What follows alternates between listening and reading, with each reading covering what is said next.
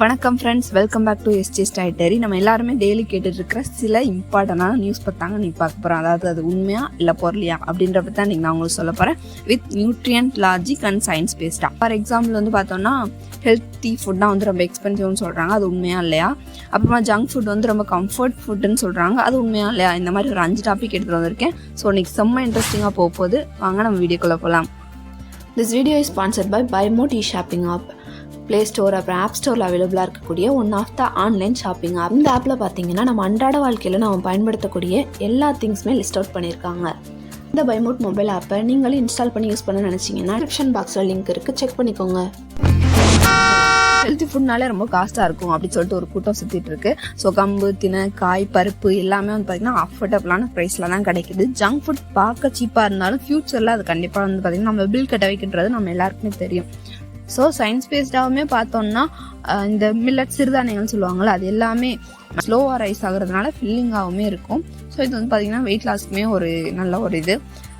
And இது வந்து பார்த்திங்கன்னா ஃபைபர், அயன், மெக்னீஷியம் எல்லாமே கலந்த கலவையாக இருக்கிறதுனால ஹெல்த்தி ஃபுட் வந்து பார்த்திங்கன்னா ரொம்ப காஸ்ட்லாம் கிடையாது, அது கம்மியான காஸ்ட் தான் அப்படின்றது நம்மளுக்கு தெரியுது. அடுத்து ஹெல்த்தி ஃபுட்லாம் வந்து பார்த்திங்கன்னா டேஸ்ட் இருக்காது அப்படி சொல்கிறாங்க.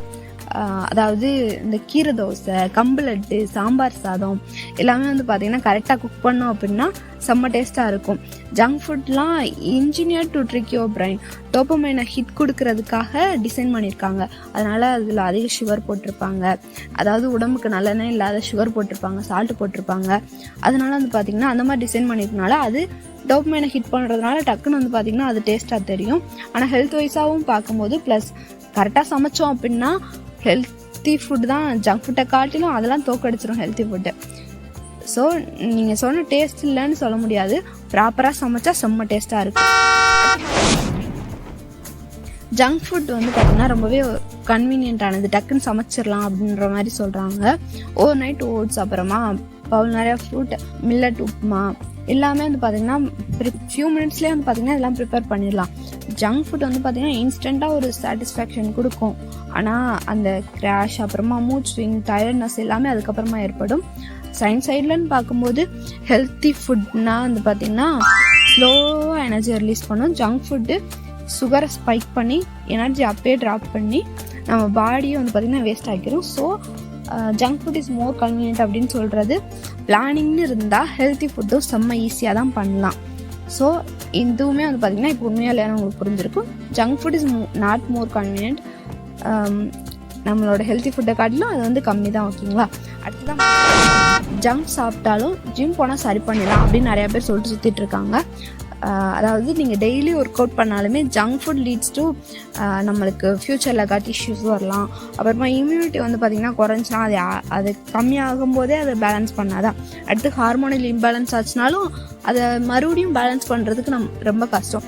ஜிம் போய் பாடியை மெயின்டைன் பண்ணலாமே தவிர இதெல்லாம் கொஞ்சம் கரெக்டாக கொண்டு வர்றது, ப்ராப்பராக கொண்டு வர்றது வந்து பார்த்திங்கன்னா கொஞ்சம் கஷ்டம் தான். நமக்கு ப்ராப்பர் டைஜஷன், மெட்டபாலிசம் வேணும்னா ஹெல்த்தி சாப்பாடு ரொம்பவே முக்கியம். ஸோ ட்ரூத் வந்து என்னென்னு பார்த்தோம்னா ஜங்க் ஃபுட் சாப்பிட்டாலும் ஜிம் போனால் சரி பண்ணிடலாம் அப்படின்றதோட ட்ரூத் வந்து ஃபுட்டு வந்து 70%, ஜிம் வந்து பார்த்திங்கன்னா ஒரு 30% தான்.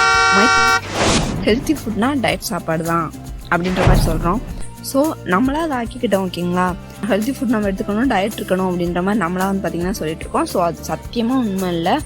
ஹெல்த்தி ஃபுட்னால் வந்துட்டு பட்னி கிடக்கிறதோ அல்லது சாலட்ஸ் மட்டும் தான் சாப்பிட்றதோ அதெல்லாம் வந்து பார்த்திங்கன்னா ஒரு ஹெல்த்தி ஃபுட் கிடையாது. இது வந்து ஒரு ட்ரெடிஷ்னலான ஒரு பேலன்ஸ்டு மீல்ஸ் இருந்துச்சுனாலே, அதுவும் கரெக்டான போர்ஷன்ஸில் இருந்துச்சுனாலே அதோட பெஸ்ட் மீல் வேறு எதுவுமே கிடையாது. ஃபார் எக்ஸாம்பிள் சாம்பார், கீரை, பருப்பு சாதம், இடியாப்பம் எல்லாத்துலேயுமே ஃபுல் நியூட்ரியன்ஸ் இருக்கும். ப்ரோட்டீன், ஃபைபர், அயன் நம்ம ஒரு சமையலில் தாங்க இருக்குது எல்லாமே. பட் அதை நம்ம கரெக்டான போர்ஷன்ஸில் எடுத்துக்கிறதுல தான் இருக்குது. அது நம்ம கரெக்டாக எடுத்துக்கிறோமா, அது டயட்டாக எடுத்துக்கிறோமா இல்லையான்றது. ஸோ ஹெல்த்தி ஃபுட்னாலே டயட்டுன்றது உண்மை கிடையாது. நம்ம அப்படி சொல்லிகிட்டு இருக்கோம், ஹெல்த்தி ஃபுட்லாம் சாப்பிட்னா டயட் இருக்கணும் அப்படின்னு. ஓகேங்களா? ஸோ இப்போ 5 பொருளையுமே அதில் எது உண்மை போய் அப்படின்ற பற்றியுமே இப்போ நம்ம கிளியராக பார்த்துட்டோம். ஸோ இதில் இது வரைக்கும் நீங்கள் இதுதான் உண்மைன்னு இத்தனை நாள் நினச்சிட்டு இருந்தேன், நீங்கள் சொன்னப்பட்டு தான் தெரியுது அப்படின்ற மாதிரி ஏதாச்சும் ஒன்று இருக்குன்னா அதை கண்டிப்பாக கமெண்டில் ஷேர் பண்ணுங்கள். உங்களோட ஃப்ரெண்ட்ஸ் யாராச்சும் இருப்பாங்க இல்லைங்களா, எப்போ பார்த்தாலும் ஜங்க் ஃபுட்டே சாப்பிட்டுட்டு, ஸோ அந்த மாதிரி இருக்கிற ஃப்ரெண்ட்ஸ் கண்டிப்பாக இதை ஷேர் பண்ணி விடுங்க.